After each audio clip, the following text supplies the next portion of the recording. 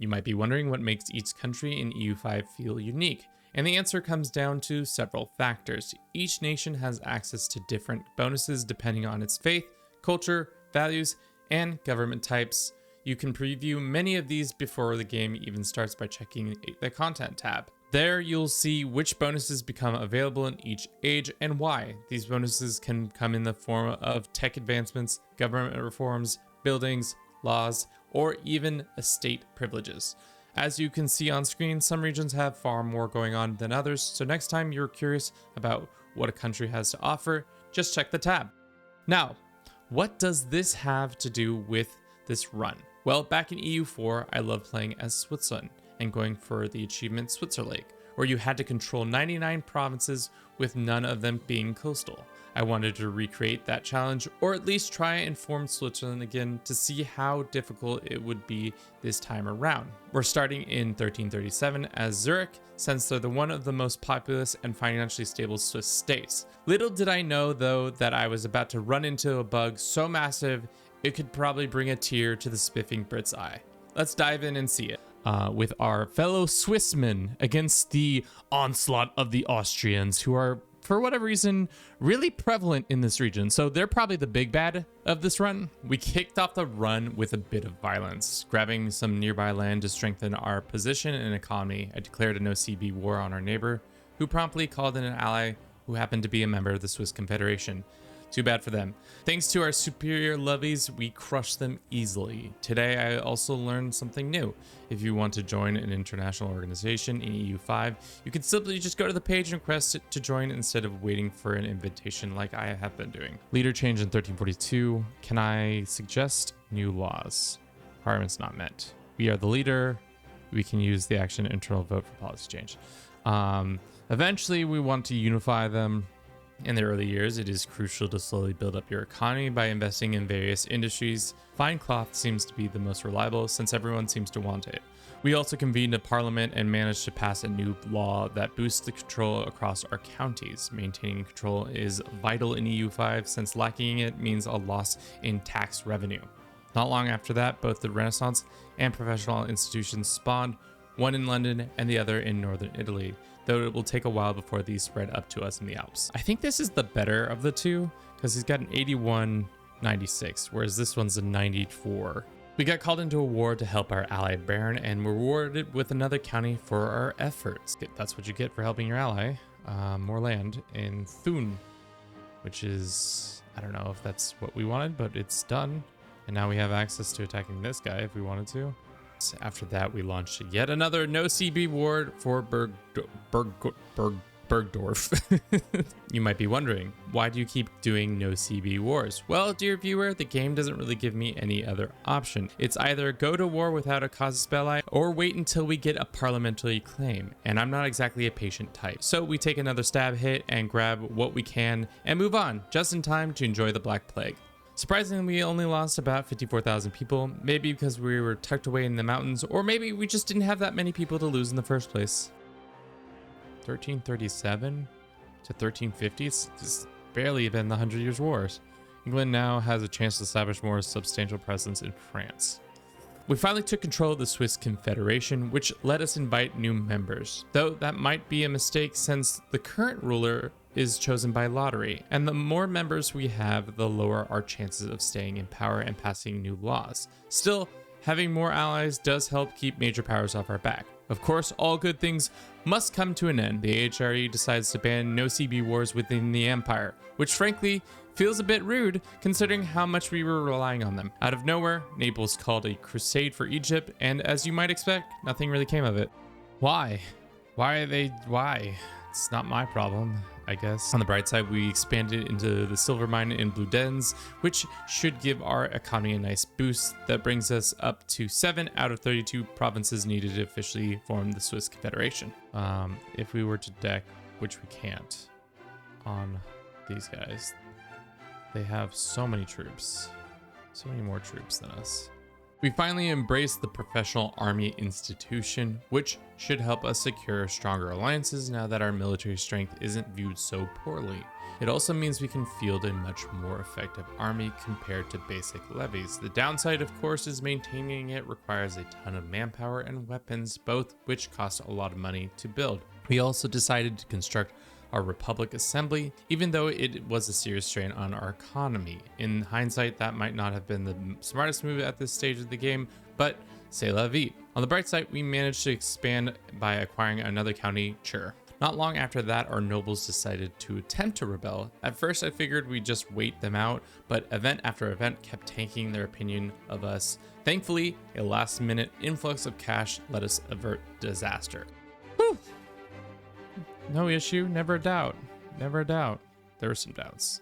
But we embraced banking to start moving down the tech tree and strengthen our economy even further. Shortly after that, a crucial vote came up in the Confederation, one whose significance I didn't fully grasp at the time.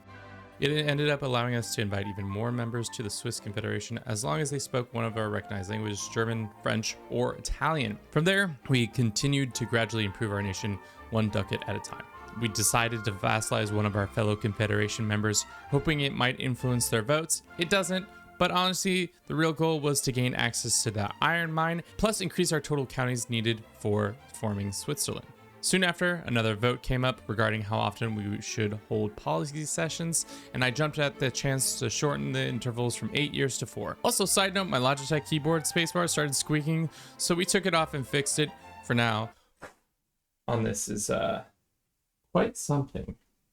It's just kind of annoying. Then came a generous gift from the nobles, 2 armories for the price of 1, which would help us boost our manpower by 10 per armory and strengthen our overall resolve, thanks to a parliamentary decision.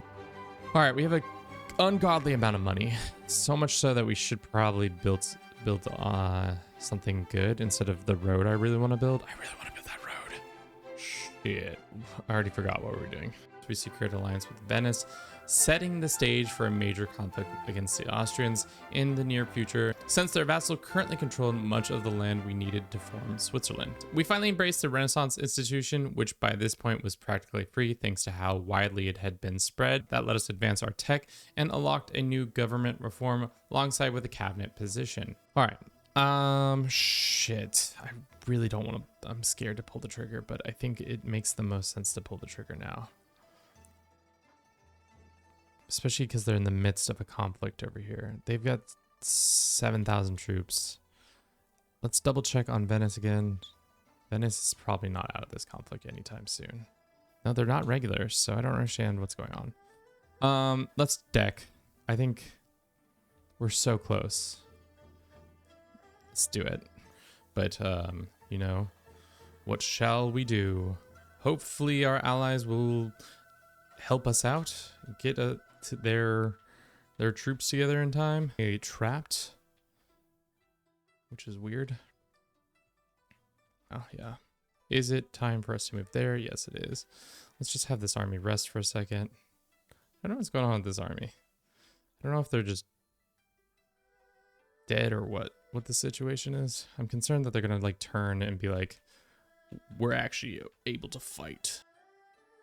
Just stop fighting their forces. Let them... I mean, that's the thing, is that they just keep fighting forces that they shouldn't. In hopes that, I don't know, they win those battles more. Our side has this much. It's because they have cannons too. Very likely this is our will win. I mean, it is our capital, so you would think, can we have them sally out?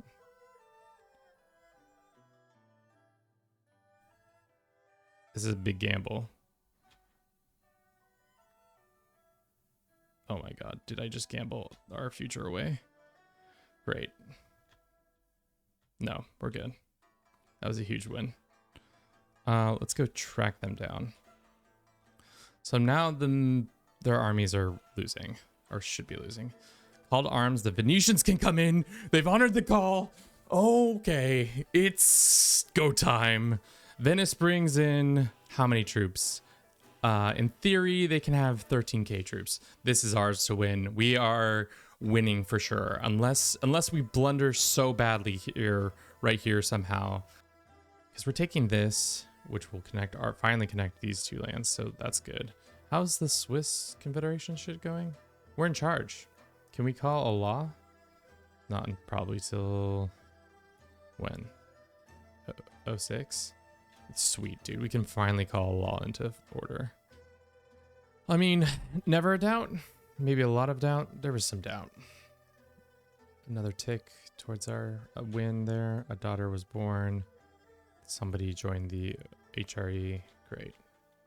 Cancel, and then we seize that land. And then we get war reps. Good stuff. How much money are we making from the Austrian? A whopping 5 gold. So we should use this time and gold that we have. How long does the war reps last? I don't know, but we should make good on that war reps. Found the Swiss Republic. Monarchy or theocracy? Swiss Republic?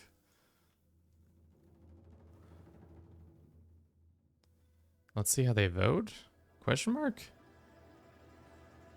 Oh, we got one. We just need one more and we're good. Once I take the land, do they get added? Because I don't know if we want to add in Württemberg to the Confederation and then all of a sudden it's like, boom. Found the Swiss Republic. Which unification? Swift Confederation are well received and every canton enjoys having their votes, yet decentralized nature of the Confederation will always endanger the Swift. If it's time to unite the Confederation into a single state while we maintain Republic. Is this... Am I interpreting this right? I don't want to like screw myself by doing it this way, but it would be huge to just grab a bunch of land around us, you know? I have a feeling this is going to break the game. And if it destroys my run, I think it's worth the science at this point. Because I think it's hilarious that this is maybe a possibility if all these guys say yes. What does the green mean? So next year, we can unify everybody. So let's see who else we can still invite friendly actions. We can invite to the Swiss Confederation. We can invite the French. Let's do that. And then who's the wealthiest countries right now? The Kingdom of France, Kingdom of Hungary, Kingdom of Egypt, Papacy, Naples. So could we in theory invite the Venice to this? And I think what I think is about to happen, and I don't think should happen, but I think what is about to happen is that we are about to annex all these nations. Originally an alliance between many Swiss cantons of the Swiss Plateau and the Alps, the Swiss Confederation has evolved into a functioning state, a great deal internal policy and external unifying front. From the day we onward, the Swiss Confederation will no longer be such a loose bond, united power led to by this guy, Zurich, known as the Confederation of the Swiss. So we get access to the autonomous Swiss canton. Every location areas that are owned by any of our subjects with are not part of the Swiss Confederation get seized by us. So in theory, once I click this button, the Kingdom of France, Luxembourg, Milan, and Venice should all be annexed into our lands, which I don't think is what's supposed to happen, because it just is Vaud, Bern, Basel, Württemberg, French Clement, Savoy, Venice, Milan, France, Luxembourg, Gruyere, Uri.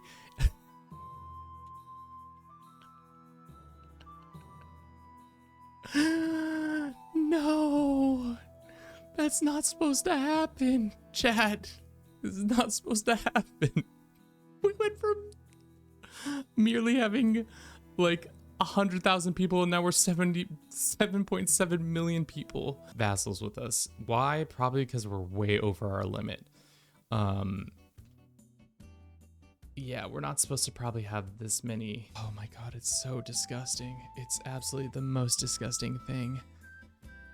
I mean, like, we're not gonna continue this save. The save is, I think, broken at this point. We're losing too much money. We're probably about to erupt in rebellions without without a doubt in my mind. We have too many relations. That makes sense. Slowly but surely could get rid of everybody, but we have now rivaled with pretty much all the major powers in the area. All I wanted to do was make little old Switzerland, and now we can't make little old Switzerland because we've eaten all of Venice and these areas. We right the ship. That's the question, is could we eventually right the ship? I don't know. I really don't actually know. Would we eventually see no, because it seems like every time we just continue to immediately become bankrupt over and over again. And it's because Fort Massachusetts is 12 ducats. Diplomatically, we're getting 42 ducats. Trade-wise, we're getting 79. We don't have any of this. These states are just so pissed at us. It's not a tenable position. But it would have been interesting to see if we had been friendly with Austria. Could we have invited them into this this situation, or would it been something different? But so yeah, that's all I have for you today. Thank you so very much for watching. I hope you enjoyed this. If you did, don't forget to comment, like, and subscribe. And as always, have a good rest of your day. Ciao.